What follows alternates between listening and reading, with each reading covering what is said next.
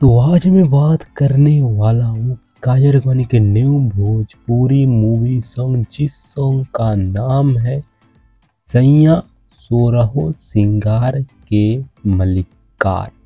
ये सॉन्ग जो है सर्विस वाली बहुरिया मूवी से होने वाला है, लेकिन इस गाने की जो है पूरी तरह से कंफर्म जो है रिलीज डेट निकल कर आ चुका है। लेकिन सैया सोरहो सिंगार के मलिकार भोजपुरी सॉन्ग जो है, इस गाने की जो पूरी तरह से कंफर्म रिलीज डेट जानने से पहले हम इस गाने के बारे में जानते हैं।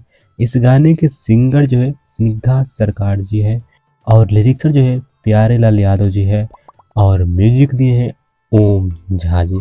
चलिए मैं आप लोगों को बता देता हूँ, सैया सोरहो सिंगार के मलिकार कंफर्म रिलीज डेट। सैया सोरहो सिंगार के मलिकार सॉन्ग जो है रिलीज किया जाएगा 9 मार्च को शाम में 7 बजे एंटरटेन रंगीला के यूट्यूब चैनल से, जो कि आप स्क्रीन में इस फोटो में भी देख सकते हैं।